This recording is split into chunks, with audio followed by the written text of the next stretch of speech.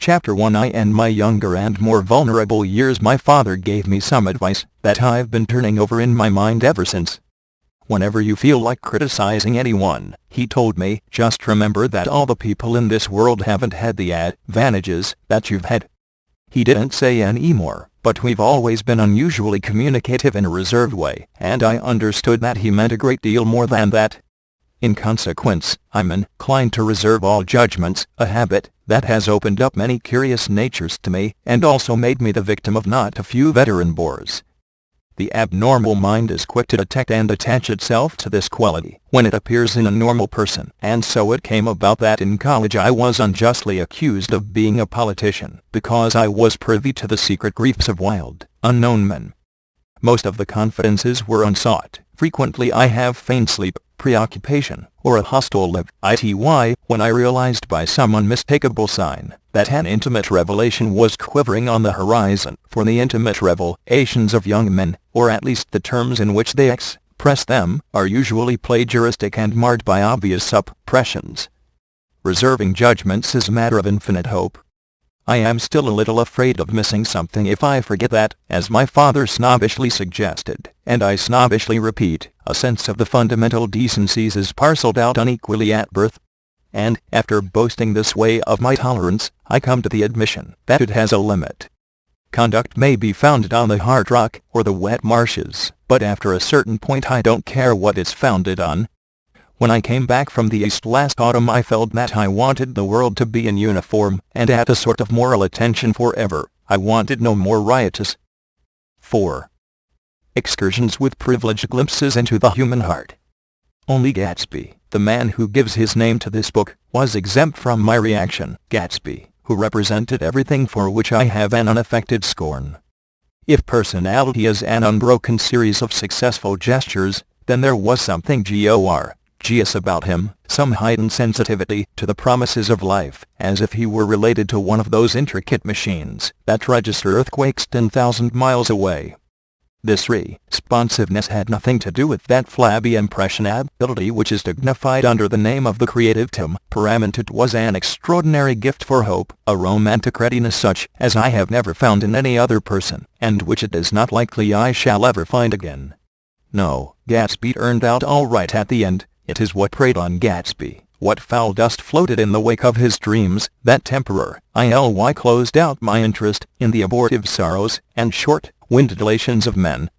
My family have been prominent, well-to-do people in this middle western city for 3 generations. The Carraways are something of a clan, and we have a tradition that we're descended from the Dukes of Beauclerk, but the actual founder of my line was my grandfather's brother, who came here in '51, sent a substitute to the Civil War, and started the wholesale hardware business that my father carries on today. I never saw this great uncle, but I'm supposed to look like him, with special reference to the rather hard-boiled painting that hangs in Father's office. I graduated from New Haven in 1915, just a quarter of a century after my father, and a little later I participated in that delayed Teutonic migration known as the Great War. I enjoyed the counter-raid so thoroughly that I came back restless. Instead of being the warm center of the world, the Middle West now seemed like the ragged edge of the universe, so I decided to go east and learn the bond business. Everybody I knew was in the bond business, so I supposed it could support one more single man. All my aunts and uncles talked it over as if they were choosing a prep school for me, and finally said, "Why, yes," with very grave, hesitant faces. Father agreed to finance me for a year, and after various delays I came east permanently, I thought, in the spring of '22. 5. The practical thing was to find rooms in the city, but it was a warm season, and I had just left a country of wildlands and friendly trees, so when a young man at the office suggested that we take a house together in a commuting town, it sounded like a great idea. He found the house, a weather-beaten cardboard bungalow, at $80 a month, but at the last minute the firm ordered him to Washington, and I went out to the country alone. I had a dog, at least I had him for a few days, until he ran away, and an old Dodge, and a Finnish woman who made my bed and cooked breakfast and muttered Finnish wisdom to herself over the electric stove. It was lonely for a day or so until one morning some man, more recently arrived, and stopped me on the road. "How do you get to West Egg Village?" he asked helplessly. I told him. And as I walked on, I was lonely no longer. I was a guide, a pathfinder, an original settler. He had casually conferred on me the freedom of the neighborhood. And so, with the sunshine and the great bursts of leaves growing on the trees, just as things grow in fast movies, I had that familiar conviction that life was beginning over again with the summer. There was so much to read, for one thing, and so much fine health to be pulled down out of the young breath-giving air. I bought a dozen volumes on banking and credit and investment securities, and they stood on my shelf in red and gold like new money from the mint, promising to unfold the shining secrets that only Midas and Morgan and Maecenas knew. And I had the high intention of reading many other books besides. I was rather literary in college. One year I wrote a series of very solemn and obvious editorials for the Yale News, and now I was going to bring back all such things into my life and become again that most limited of all specialists, the well-rounded man. This isn't just an epigram, life is much more, as you see. Successfully looked at from a single window, after all. It was a matter of chance that I should have rented a house in one of the strangest communities in North America. It was on that slender riotous island which extends itself due east of New York, and where there are, among other natural curiosities, two unusual formations of land.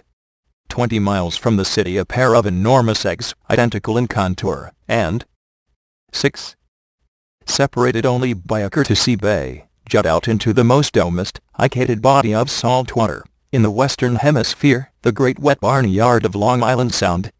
They are not perfect ovals, like the egg in the Columbus story. They are both crushed flat at the contact end, but their physical resemblance must be a source of perpetual confusion to the gulls that fly overhead.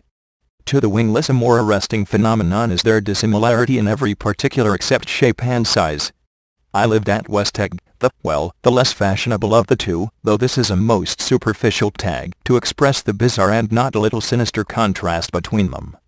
My house was at the very tip of the egg, only 50 yards from the Sound, and squeezed between two huge places that rented for $12,000 or $15,000 a season.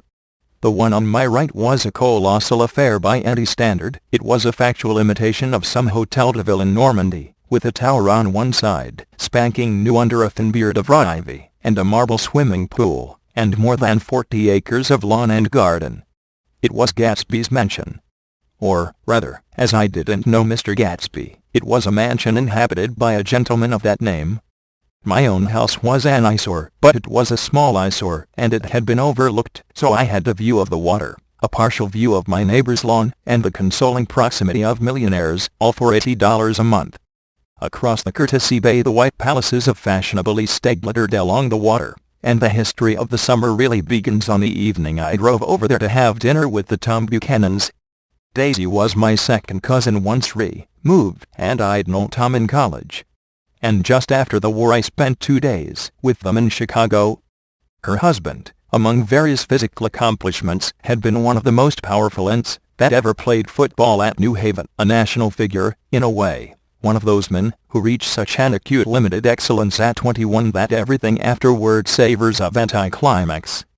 His family were enormously wealthy. Even in college his freedom with money was a matter for reproach, but now he'd left Chicago and come east in a fashion that rather took your breath away. For instance, he'd brought down a string of polo ponies from Lake 7 Forest. It was hard to realize that a man in my own generation was wealthy enough to do that. Why they came east I don't know. They had spent a year in France for no particular reason, and then drifted here and there unrestfully wherever people played polo and were rich together. This was a permanent move, said Daisy, over the telephone, but I didn't believe it. I had no sight into Daisy's heart, but I felt that Tom would drift on forever seeking, a little wistfully, for the dramatic turbulence of some irrecoverable football game. And so it happened that on a warm windy evening I drove over to East Egg to see two old friends, whom I scarcely knew at all. Their house was even more elaborate than I expected, a cheerful red and white Georgian colonial mansion overlooking the bay. The lawn started at the beach and ran toward the front door for a quarter of a mile, jumping over sundials and brick walks and burning garlands. Finally, when it reached the house, drifting up the side in bright vines as though from the momentum of its run. The front was broken by a line of French windows, glowing now with reflected gold, and wide open to the warm windy afternoon, and Tom Buchanan, in riding clothes, was standing with his legs apart on the front porch. He had changed since his New Haven years. Now he was a sturdy straw-haired man of 30 with a rather hard mouth and a supercilious manner. Two shining arrogant eyes had established dominance over his face and gave him the appearance of always leaning aggressively forward. Not even the effeminate swank of his riding clothes could hide the enormous power of that body. He seemed to fill those glistening boots until he strained the top lacing, and you could see a great pack of muscle shifting when his shoulder moved under his thin coat. It was a body capable of enormous leverage, a cruel body. His speaking voice, a gruff husky tenor, added to the impressive of fractiousness he conveyed. There was a touch of paternal contempt in it, even toward people he liked, and there were men at New Haven who had hated his guts. "Now, don't think my opinion on these matters is final," he seemed to say, "just because I'm stronger and more of a man than you are." We were in the same senior society, and while we were never intimate, I always had the impression that he approved of me and wanted me to like him with some harsh, defiant wistfulness of his own. We talked for a few minutes on the sunny porch.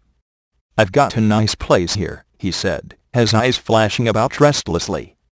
Turning me around by one arm, he moved a broad flat hand along the front vista, including in its sweep a sunken Italian garden, a half-acre of deep, pungent roses, and a snub-nosed motor boat that bumped the tide offshore. It belonged to Demain, the oil man. He turned me around again, politely and abruptly. "We'll go inside." We walked through a high hallway into a bright rosy-colored space, fragilely bound into the house by French windows at either end. The windows were ajar and gleaming white against the fresh grass outside that seemed to grow a little way into the house. A breeze blew through the room, blew curtains in at one end and out the other like pale flags, twisting them up toward the frosted wedding cake of the ceiling, and then rippled over the wine-colored rug, making a shadow on it as wind does on the sea. The only completely stationary object in the room was an enormous couch on which two young women were buoyed up as though upon an anchored balloon. They were both in white, and their dresses were rippling and fluttering, as if they had just been blown back and after a short flight around the house.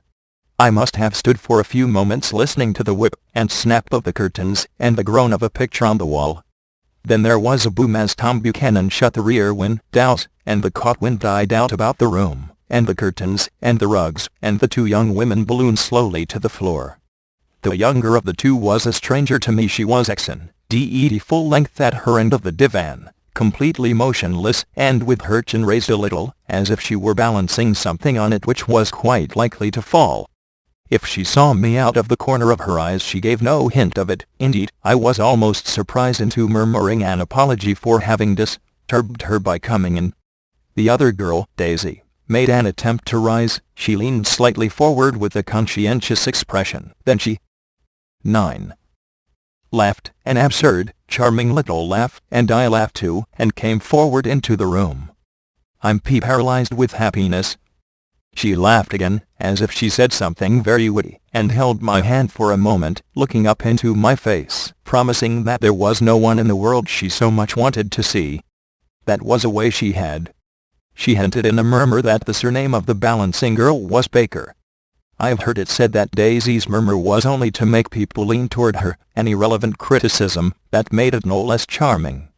At any rate, Miss Baker's lips fluttered. She nodded at me most imperceptibly, and then quickly tipped her head back again. The object she was balancing had obviously tottered a little and given her something of a fright. Again a sort of apology arose to my lips. Almost any exhibition of complete self-sufficiency draws a stunned tribute from me. I looked back at my cousin, who began to ask me questions in her low, thrilling voice. It was the kind of voice that the RFOL lows up and down, as if each speech is an arrangement of notes that will never be played again. Her face was sad and lovely with bright things in it, bright eyes, and a bright passionate mouth, but there was an excitement in her voice that men who had cared for her found difficult to forget, a singing calm Potion, a whispered listen, a promise that she had done day. Exciting things just a while since, and that there were day. Exciting things hovering in the next tower. I told her how I had stopped off in Chicago for a day on my way east, and how a dozen people had sent their love through me. Do they miss me? She cried ecstatically. The whole town is desolate. All the cars have the left rear wheel painted black as a mourning wreath, and there's a persistent wail all night along the North Shore. How gorgeous. Let's go back, Tom. Tomorrow. Then she added irrelevantly, you ought to see the baby. I'd like to. She's asleep. She's 3 years old. Haven't you ever seen her? Never. Well, you ought to see her.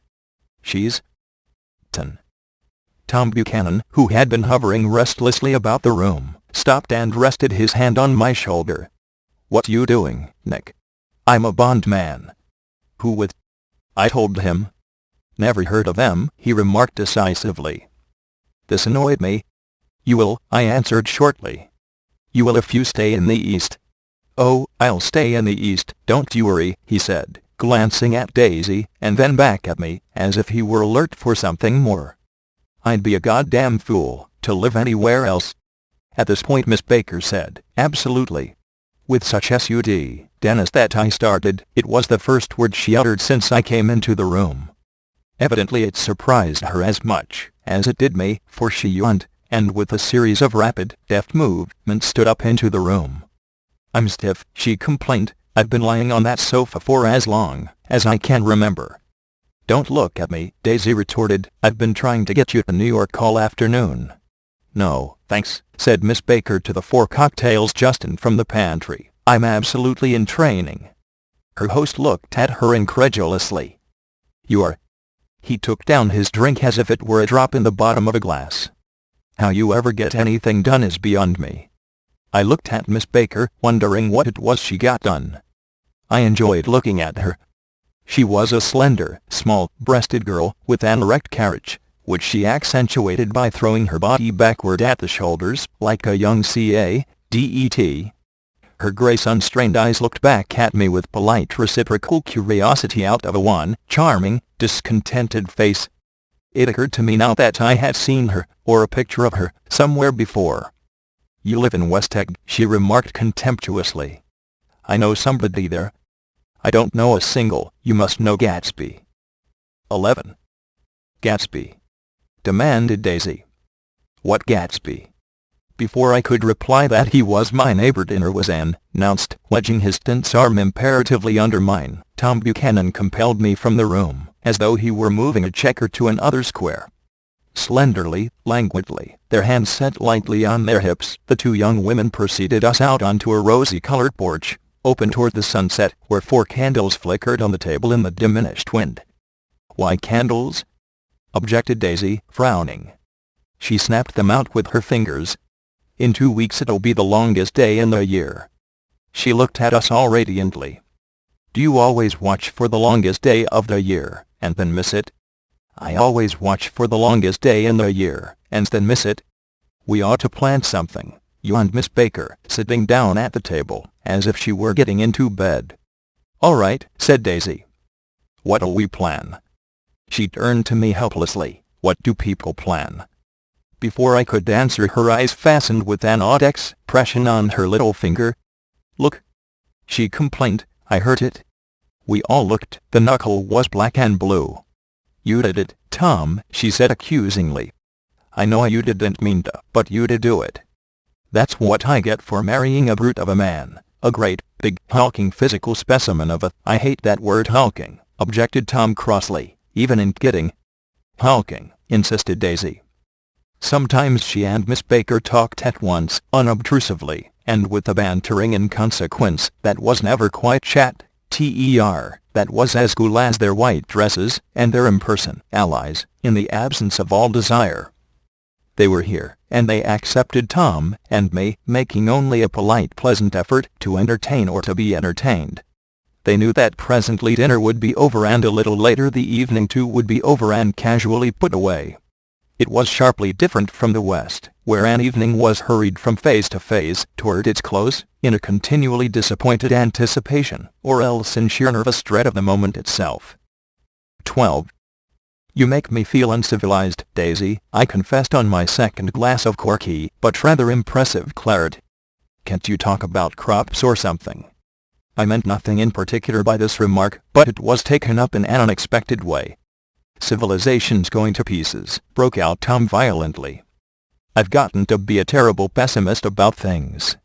Have you read back The Rise of the Colored Empires, by this man Goddard? Why, no, I answered, rather surprised by his tone. Well, it's a fine book, and everybody ought to read it. The idea is if we don't look out, the white race will be utterly submerged. It's all scientific stuff, it's been proved. Tom's getting very profound, said Daisy, with an expressive sigh of unthoughtful sadness. He reads deep books with long words in them. What was that word Well, these books are all scientific, insisted Tom, glancing at her impatiently. This fellow has worked out the whole thing. It's up to us, who are the dominant race, to watch out or these other races will have control of things.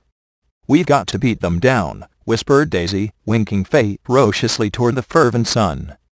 You ought to live in California, began Miss Baker, but Tom interrupted her by shifting heavily in his chair. This idea is that we're Nordics. I am, and you are, and, after an infinitesimal hesitation he included Daisy, with a slight nod, and she winked at me again. And we've produced all the things that go to make civilization, science and art, and all that. Do you see? There was something pathetic in his concentration, as if his complacency, more acute and of old, was not enough to him anymore. When, almost immediately, the telephone rang inside, and the butler left the porch, Daisy seized upon the momentary interruption and leaned toward me. I'll tell you a family secret, she whispered enthusiastically. It's about the butler's nose. Do you want to hear about the butler's nose? That's why I came over tonight. Well, he wasn't always a butler. He used to be the silver pole, isher for some people in New York that had a silver service for 200 people. He had to polish it from morning till night, until finally it began to affect his nose. Things went from bad to worse, suggested Miss Baker. Yes. Things went from bad to worse, until finally he had to give up his position. For a moment the last sunshine fell with romantic affection upon her glowing face, her voice compelled me forward breathlessly, as I listened, then the glow faded, each light deserting her with lingering regret, like children leaving a pleasant street at dusk. The butler came back, and murmured something close to Tom's ear, whereupon Tom frowned, pushed back his chair, and without a word went inside. As if his absence quickened something within her, Daisy leaned forward again, her voice glowing, and singing, I love to see you at my table, Nick. You remind me of a rose, an absolute rose. Doesn't he? She turned to Miss Baker for confirmation. An absolute rose. This was untrue. I am not even faintly like a rose. She was only extemporizing, but a stirring warmth flowed from her, as if her heart was trying to come out to you concealed in one of those breathless, thrilling words. Then suddenly she threw her napkin on the table, and excused herself, and went into the house. Miss Baker and I exchanged a short glance consciously devoid of meaning. I was about to speak when she sat up alertly and said "sh" in a warning voice. A subdued impassioned murmur was audible in the room beyond, and Miss Baker leaned forward unashamed, trying to hear. The murmur trembled on the verge of coherence, sank down, mounted excitedly, and then ceased altogether. This Mr. Gatsby you spoke of is my neighbor, I said. Don't talk. I want to hear what happens. Is something happening? I inquired innocently. You mean to say you don't know? Said Miss Baker, honestly surprised. I thought everybody knew. I don't. Why, she said hesitantly, Tom's got some woman in New York. Got some woman? I repeated blankly. 14. Miss Baker nodded. She might have the decency not to telephone him at dinner time. Don't you think? Almost before I had grasped her meaning there was the flutter of a dress, and the crunch of leather boots, and Tom and Daisy were back at the table. It couldn't be helped. cried Daisy with tense gaiety. She sat down, glanced searchingly at Miss Baker, and then at me, and continued, "I looked outdoors for a minute, and it's very romantic outdoors. There's a bird on the lawn that I think must be a nightingale come over on the Cunard or White Star Line. He's singing away," her voice sang. "It's romantic, isn't it, Tom?" "Very romantic," he said, and then miserably to me, "If it's light enough after dinner, I want to take you down to the stables." The telephone rang inside, startlingly, and as Daisy shook her head decisively at Tom, the subject of the stables, in fact all subjects, vanished into air. Among the broken fragments of the last 5 minutes at table I remember the candles being lit again, pointlessly, and I was conscious of wanting to look squarely at everyone, and yet to avoid all eyes. I couldn't guess what Daisy and Tom were thinking, but I doubt if even Miss Baker, who seemed to have mastered a certain hearty skepticism, was able utterly to put this fifth guest's shrill metallic urgency out of mind. To a certain temperament the situation might have seemed intriguing. My own instinct was to telephone immediately for the police. The horses, needless to say, were not mentioned again. Tom and Miss Baker, with several feet of twilight between them, strolled back into the library, as if to a vigil beside a perfectly tangible body, while, trying to look pleasantly interested, and a little deaf, I followed Daisy, around a chain of connecting verandas, to the porch in front. In its deep gloom we sat down side by side on a wicker settee. Daisy took her face in her hands, as if feeling its lovely shape, and her eyes moved gradually out into the velvet dusk. I saw that turbulent emotions possessed her, so I asked what I thought would be some sedative questions about her little girl. 15. "We don't know each other very well, Nick," she said suddenly. "Even if we are cousins. You didn't come to my wedding. I wasn't back from the war." "That's true." She hesitated. "Well, I've had a very bad time, Nick, and I'm pretty cynical about everything." Evidently she had reason to be. I waited, but she didn't say any more, and after a moment I returned rather feebly to the subject of her daughter. "I suppose she talks, and eats, and everything." "Oh, yes." She looked at me absently. "Listen, Nick, let me tell you what I said when she was born. Would you like to hear?" "Very much. It'll show you how I've gotten to feel about things." Well, she was less than an hour old and Tom was God knows where. I woke up out of the ether with an utterly abandoned feeling, and asked the nurse right away if it was a boy or a girl. She told me it was a girl, and so I turned my head away, and wept. "All right," I said, "I'm glad it's a girl. And I hope she'll be a fool. That's the best thing a girl can be in this world, a beautiful little fool. You see, I think everything's terrible anyhow," she went on in a convinced way. "Everybody thinks so, the most advanced people. And I know. I've been everywhere and seen everything and done everything." Her eyes flashed around her in a defiant way, rather like Tom's, and she laughed with thrill, in scorn. "Sophisticated, God. I'm sophisticated." The instant her voice broke off, ceasing to compel my attention, my belief, I felt the basic insincerity of what she had said. It made me uneasy, as though the whole evening had been a trick of some sort, to exact a contributory emotion from me. I waited, and sure enough, in a moment she looked at me with an absolute smirk on her lovely face, as if she had deserted her membership in a rather distinguished secret society to which she and Tom belonged. Inside, the crimson room bloomed with light. Tom and Miss Baker sat at either end of the long couch, and she read aloud to him from the Saturday Evening Post, the words, murmurous and uninflected, running together in a 16. Soothing tune. The lamplight, bright on his boots and dull on the autumn leaf yellow of her hair, glinted along the paper as she turned a page with a flutter of slender muscles in her arms. When we came in she held us silent for a moment with a lifted hand. "To be continued," she said, tossing the magazine on the table, "in our very next issue." Her body asserted itself with a restless movement of her knee, and she stood up.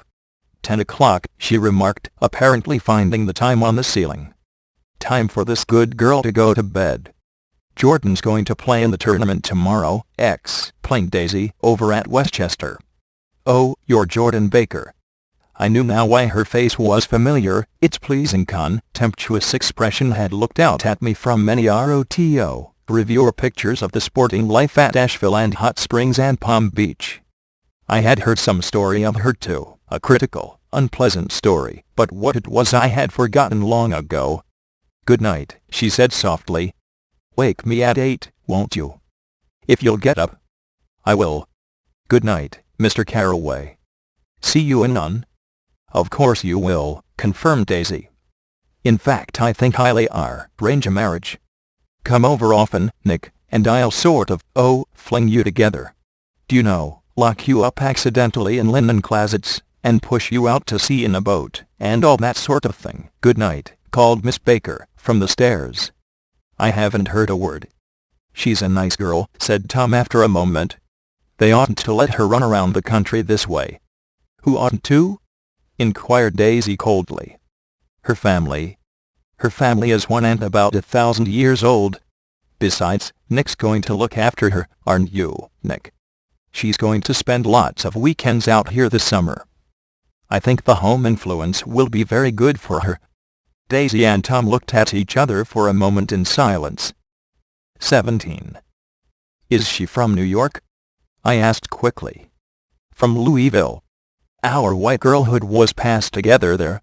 Our beautiful white." "Did you give Nick a little heart-to-heart talk on the Veranda?" demanded Tom suddenly. "Did I?" She looked at me. "I can't seem to remember, but I think we talked about the Nordic race." "Yes, I'm sure we did.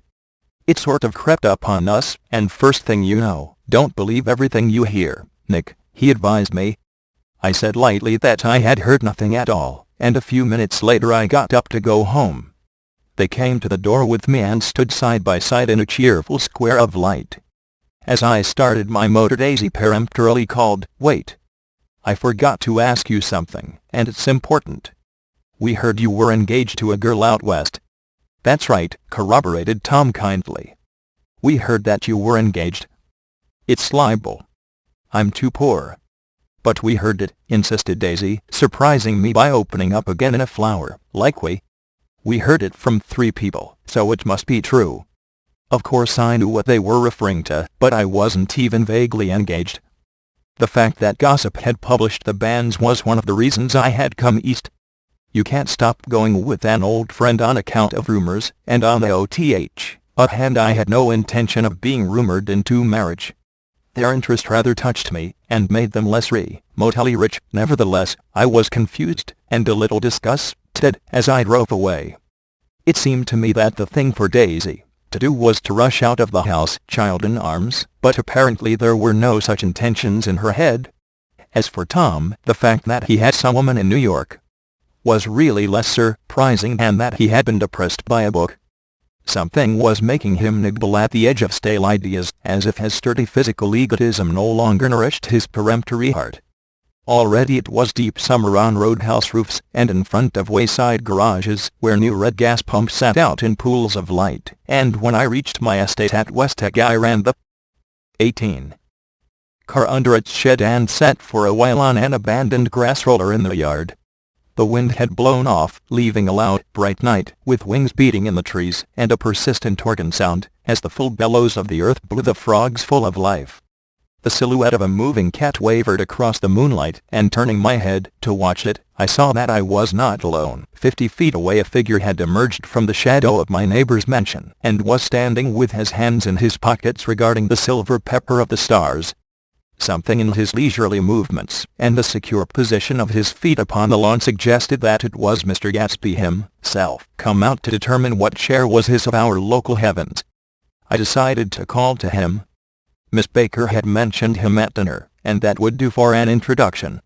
But I didn't call to him, for he gave a sudden intimation that he was content to be alone. He stretched out his arms toward the dark water, in a curious way, and, far as I was from him, I could have sworn he was trembling. Involuntarily I glanced seaward, and distinguished nothing except a single green light, minute, and far away, that might have been the end of a dock. When I looked once more for Gatsby he had vanished, and I was alone again in the unquiet darkness. 19. Chapter 2. About halfway between West Egg and New York, the motor road hastily joins the railroad and runs beside it for a quarter of a mile, so as to shrink away from a certain desolate area of land. This is a valley of ashes, a fantastic farm, where ashes grow like wheat in ridges and hills, and grotesque gardens, where ashes take the forms of houses and chimneys, and rising smoke, and, finally, with the transcendent effort of men who move dimly, and already crumbling through the powdery air. Occasionally a line of gray cars crawls along an invisible track, gives out a ghastly creak, and comes to rest, and immediately the ash-gray men swarm up with leaden spades, and stir up an impenetrable cloud which screens their obscure operations from your sight. But above the grey land and the spasms of bleak dust which drift endlessly over it, you perceive, after a moment, the eyes of Dr. D.J. Eckleberg. The eyes of Dr. D.J. Eckleberg are blue and gigantic. Their irises are 1 yard high. They look out of no face, but, instead, from a pair of enormous yellow spectacles which pass over a non-existent nose. Evidently some wild wag of an oculist set them there to fatten his practice in the borough of Queens, and then sank down himself into eternal blindness, or forgot them, and moved away. But his eyes, dimmed a little by many paintless days, bitter sun, and rain, brood on over the solemn dumping ground. The valley of ashes is bounded on one side by a small foul river, and, when the drawbridge is up to let barges through, the passengers on waiting trains can stare at the dismal scene for as long as half an hour. There is always a halt there of at least a minute, and it was because of this that I first met Tom Buchanan's mistress. The fact that he had one was insisted upon wherever he was known. His acquaintances resented the fact that he'd earned up in popular restaurants with her and leaving her at table. 20. Sauntered about, chatting with whomsoever he knew. Though I was curious to see her, I had no desire to meet her, but I did. I went up to New York with Tom on the train one afternoon, and when we stopped by the ash heaps he jumped to his feet and, taking hold of my elbow, literally forced me from the car. "We're getting off," he insisted. "I want you to meet my girl." I think he'd danked up a good deal at luncheon, and his determination to have my company bordered on violence. The supercilious assumption was that on Sunday afternoon I had nothing better to do. I followed him over a low whitewashed railroad fence, and we walked back 100 yards, along the road under Dr. Eckleberg's persistent stare. The only building in sight was a small block of yellow brick sitting on the edge of the wasteland, a sort of compact main street ministering to it, and contiguous to absolutely nothing. One of the 3 shops it contained was for rent, and another was an all-night restaurant, approached by a trail of ashes. The third was a garage, repairs. George B. Wilson. Cars bought and sold, and IFOL, load Tom inside. The interior was unprosperous and bare. The only car visible was the dust-covered wreck of a Ford which crouched in a dim corner. It had occurred to me that this shadow of a garage must be a blind, and that sumptuous and romantic apartments were concealed overhead, when the proprietor himself appeared in the door of an office, wiping his hands on a piece of waste. He was a blond, spiritless man, anemic, and faintly handsome. When he saw us a damp gleam of hope sprang into his light blue eyes. "Hello, Wilson, old man," said Tom, slapping him jovially on the shoulder. "How's business?" "I can't complain," answered Wilson unconvincingly. "When are you going to sell me that car?" "Next week. I've got my man working on it now." "Works pretty slow, don't he?" "No, he doesn't," said Tom coldly. "And if you feel that way about it, maybe I'd better sell it somewhere else after all." "I don't mean that," explained Wilson quickly. "I just meant—" 21. His voice faded off and Tom glanced impatiently around the garage. Then I heard footsteps on the stairs, and in a moment the thickish figure of a woman blocked out the light from the office door. She was in the middle 30s, and faintly stout, but she carried her surplus flesh sensuously, as some women can. Her face, above a spotted dress of dark blue crepe chine, contained no facet or gleam of beauty, but there was an immediately perceptible vitality about her as if the nerves of her body were continually smoldering. She smiled slowly, and, walking through her husband, as if he were a ghost, shook hands with Tom, looking him flush in the eye. Then she wet her lips, and without turning around spoke to her husband in a soft, coarse voice. "Get some chairs, why don't you? So somebody can sit down." "Oh, sure," agreed Wilson hurriedly, and went toward the little office, mingling immediately with the cement color of the walls. A white ashen dust veiled his dark suit and his pale hair, as it veiled everything in the vicinity except his wife, who moved close to Tom. "I want to see you," said Tom indently. "Get on the next train." "All right. I'll meet you by the newsstand on the lower level." She nodded and moved away from him just as George Wilson emerged with 2 chairs from his office door. We waited for her down the road and out of sight. It was a few days before the 4th of July, and a gray, scrawny Italian child was setting torpedoes in a row along the railroad track. "Terrible place, isn't it?" said Tom, exchanging a frown with Dr. Eckleberg. "Awful. It does her good to get away." "Doesn't her husband object?" "Wilson. He thinks she goes to see her sister in New York. He's so dumb he doesn't know he's alive." So Tom Buchanan and his girl and I went up together to New York, or not quite together, for Mrs. Wilson sat discreetly in another car. Tom deferred that much to the sensibilities of those East-Eggers who might be on the train. 22. She had changed her dress to a brown-figured muslin, which stretched tight over her rather wide hips as Tom helped her to the platform in New York. At the newsstand she bought a copy of Town Tattle and a moving picture magazine, and in the station drugstore some cold cream and a small flask of perfume. Upstairs, in the solemn echoing drive, she let 4 taxicabs drive away before she selected a new one, lavender, colored with gray upholstery, and in this we slid out from the mess of the station into the glowing sunshine. But immediately she turned sharply from the window and, leaning forward, tapped on the front glass. "I want to get one of those dogs," she said earnestly. "I want to get one for the apartment. They're nice to have, a dog." We backed up to a gray old man, who bore an absurd resemblance to John D. Rockefeller. In a basket swung from his neck cowered a dozen very recent puppies of an indeterminate breed. "What kind are they?" asked Mrs. Wilson eagerly, as he came to the taxi window. "All kinds." "What kind do you want, lady?" "I'd like to get one of those police dogs. I don't suppose you got that kind?" The man peered doubtfully into the basket, plunged in his hand, and drew one up, wriggling, by the back of the neck. "That's no police dog," said Tom. "No, it's not exactly a police dog," said the man with disappointment in his voice. "It's more of an Airedale." He passed his hand over the brown wash rag of a back. "Look at that coat." "Some coat." "That's a dog that'll never bother you with catching cold." "I think it's cute," said Mrs. Wilson enthusiastically. "How much is it?" "That dog." He looked at it admiringly. "That dog will cost you $10. The Airedale." Undoubtedly there was an Airedale concerned in it somewhere, though its feet were startlingly white, changed hands, and settled down into Mrs. Wilson's lap, where she fondled the weatherproof coat with rapture. "Is it a boy or a girl?" she asked delicately. "That dog." "That dog's a boy." 23. "It's a bitch," said Tom decisively. "Here's your money. Go and buy 10 more dogs with it." We drove over to Fifth Avenue, so warm and soft, almost doctoral, on the summer Sunday afternoon, that I wouldn't have been surprised to see a great flock of white sheep turn the corner. "Hold on," I said, "I have to leave you here." "No, you don't," interposed Tom quickly. "Myrtle'll be hurt if you don't come up to the apartment." "Won't you, Myrtle?" "Come on," she urged.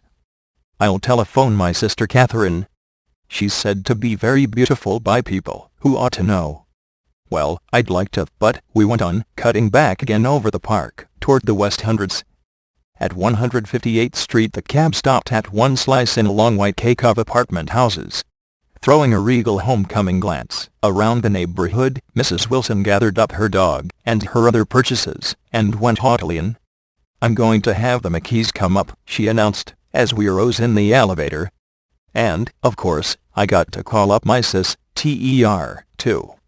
The apartment was on the top floor, a small living room, a small dining room, a small bedroom, and a bath. The living room was crowded to the doors with a set of tapestried furniture entirely too large for it, so that to move about was to stumble continually over scenes of ladies swinging in the Dens of Versailles. The only picture was an over-enlarged photograph, apparently a hen sitting on a blurred rock. Looked at from a distance, however, the hen resolved itself into a bonnet, and the countenance of a stout old lady beamed down into the room.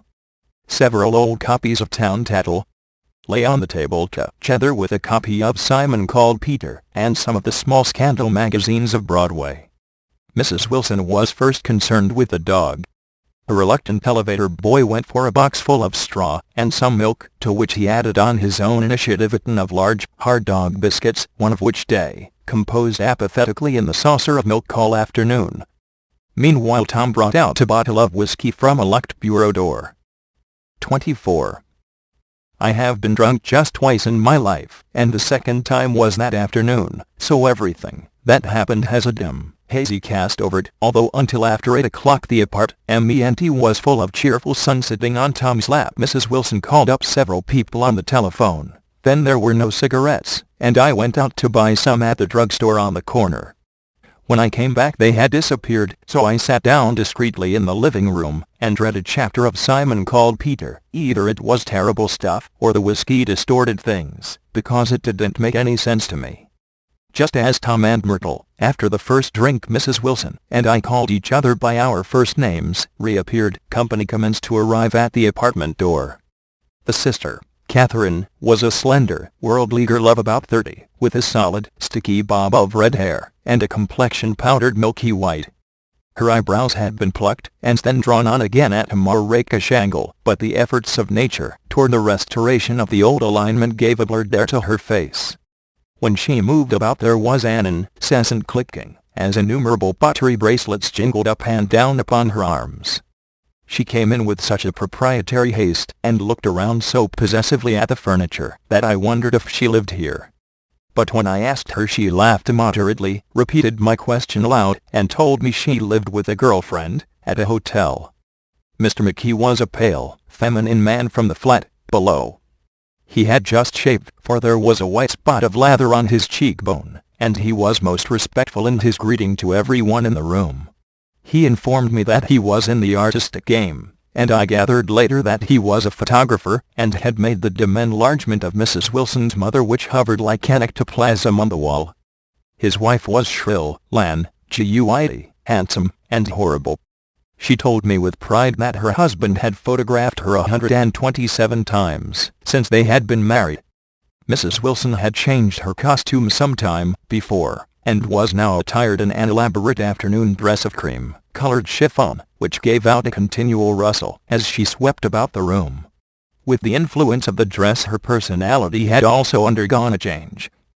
The intense vitality that had 25 been so remarkable in the garage was converted into impressive horror. Her laughter, her gestures, her assertions became more violently affected moment by moment, and, as she expanded, the room grew smaller around her, until she seemed to be revolving on a noisy, creaking pivot through the smoky air. "My dear," she told her sister in a high, mincing shout, "most of these fellas will cheat you every time. All they think of is money. I had a woman up here last week to look at my feet, and when she gave me the bill you'd have thought she had my appendicitis out." "What was the name of the woman?" asked Mrs. McKee. "Mrs. Eberhart. She goes around looking at people's feet in their own homes." "I like your dress," remarked Mrs. McKee. "I think it's adorable." Mrs. Wilson rejected the compliment by raising her eyebrow in disdain. "It's just a crazy old thing," she said. "I just slip it on sometimes when I don't care what I look like." "But it looks wonderful on you, if you know what I mean," pursued Mrs. McKee. "If Chester could only get you in that pose I think he could make something of it." We all looked in silence at Mrs. Wilson, who removed a strand of hair from over her eyes and looked back at us with a brilliant smile. Mr. McKee regarded her intently with his head on one side, and then moved his hand back and forth slowly in front of his face. "I should change the light," he said after a moment. "I'd like to bring out the modeling of the features. And I'd try to get hold of all the back hair." "I wouldn't think of changing the light," cried Mrs. McKee. "I think it's," her husband said, "sh." And we all looked at the subject again, whereupon Tom Buchanan yawned audibly and got to his feet. "You McKees have something to drink," he said. "Get some more ice and mineral water, Myrtle, before everybody goes to sleep." 26. I told that boy about the ice. Myrtle raised her eyebrows in despair at the shiftlessness of the lower orders. "These people. You have to keep after them all the time." She looked at me and laughed pointlessly. Then she flounced over to the dog, kissed it with ecstasy, and swept into the kitchen, implying that a dozen chefs awaited her orders there. "I've done some nice things out on Long Island," asserted Mr. McKee. Tom looked at him blankly. "2 of them we have framed downstairs." "To what?" demanded Tom. "2 studies. One of them I call Mondauk, the gulls, and the other I call Mondauk, the sea." The sister Catherine sat down beside me on the couch. "Do you live down on Long Island, too?" she inquired. "I live at West Egg." "Really?" "I was down there at a party about a month ago. At a man named Gatsby's." "Do you know him?" "I live next door to him." "Well, they say he's a nephew or a cousin of Kaiser Wilhelm's. That's where all his money comes from." "Really?" She nodded. "I'm scared of him. I'd hate to have him get anything on me." This absorbing information about my neighbor was interrupted by Mrs. McKee's pointing suddenly at Catherine. "Chester, I think you could do something with her," she broke out, but Mr. McKee only nodded in a bored way and turned his attention to Tom. "I'd like to do more work on Long Island, if I could get the entry. All I ask is that they should give me a start." "Ask Myrtle," said Tom, breaking into a short shout of laughter as Mrs. Wilson entered with a tray. "She'll give you a letter of introduction, won't you, Myrtle?" "Do what?" she asked, startled. "You'll give McKee a letter of introduction to your husband, so he can do some studies of him." His lips moved silently for a moment, as he invented George B. Wilson at the gasoline pump, or something like that. 27. Catherine leaned close to me and whispered in my ear, "Neither of them can stand the person they're married to." "Can't they?" "Can't stand them." She looked at Myrtle and then at Tom. "What I say is, why go on living with them if they can't stand them? If I was them I'd get a divorce and get married to each other right away." "Doesn't she like Wilson either?" The answer to this was unexpected. It came from Myrtle, who had overheard the question, and it was violent and obscene. "You see," cried Catherine triumphantly. She lowered her voice again. "It's really his wife that's keeping them apart. She's a Catholic, and they don't believe in divorce." Daisy was not a Catholic, and I was a little shocked at the elaborateness of the lie. "When they do get married," continued Catherine, "they're going west to live for a while, until it blows over. It'd be more discreet to go to Europe." "Oh, do you like Europe?" she exclaimed surprisingly. "I just got back from Monte Carlo." "Really? Just last year?" "I went over there with another girl." "Stay long?" "No, we just went to Monte Carlo and back. We went by way of Marseilles. We had over $1,200 when we started, but we got jet out of it all in 2 days, in the private rooms. We had an awful time getting back, I can tell you. God, how I hated that town." The late afternoon sky bloomed in the window for a moment, like the blue honey of the Mediterranean, then the shrill voice of Mrs. McKee called me back into the room. "I almost made a mistake, too," she declared vigorously. "I almost married a little kike, who'd been after me for years. I knew he was below me. Everybody kept saying to me, Lucille, that man's way, below you. But if I hadn't met Chester, he'd have got me sure." "Yes, but listen," said Myrtle Wilson, nodding her head up and down. "At least you didn't marry him." "I know I didn't." 28. "Well, I married him," said Myrtle, ambiguously. "And that's the difference between your case and mine." "Why did you, Myrtle?" demanded Catherine. "Nobody forced you to." Myrtle considered. "I married him because I thought he was a gentleman," she said finally. "I thought he knew something about breeding, but he wasn't fit to lick my shoe." "You were crazy about him for a while," said Catherine. "Crazy about him?" cried Myrtle incredulously. "Who said I was crazy about him? I never was any more crazy about him than I was about that man there." She pointed suddenly at me, and everyone looked at me accusingly. I tried to show by my expression that I had played no part in her past. The only crazy I was when I married him. I knew right away I made a mistake.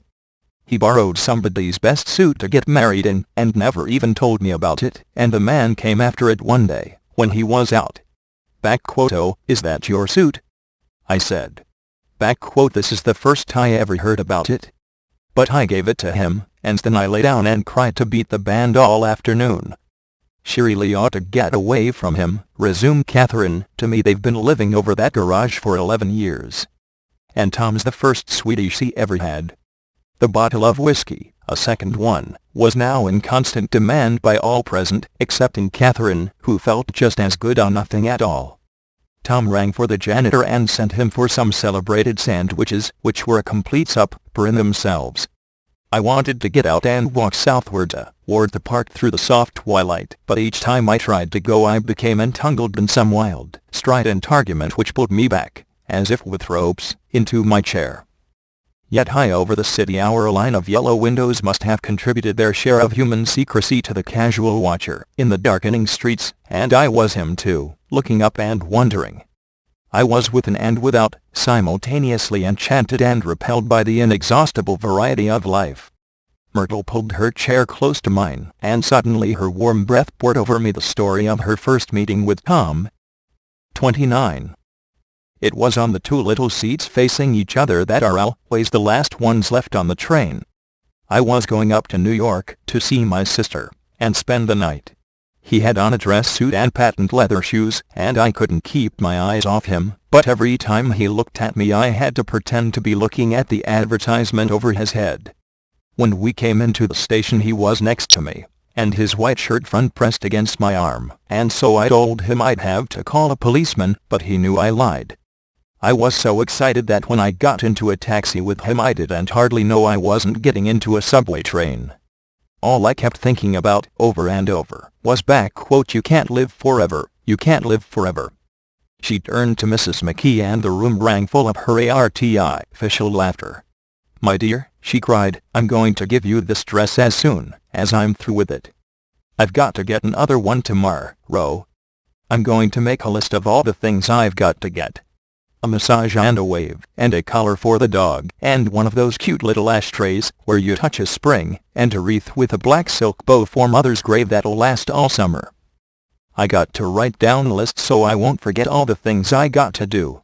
It was 9 o'clock. Almost immediately afterward I looked at my watch, and found it was 10. Mr. McKee was asleep on a chair with his fists clenched in his lap, like a photograph of a man of action. Taking out my handkerchief I wiped from his cheek the remains of the spot of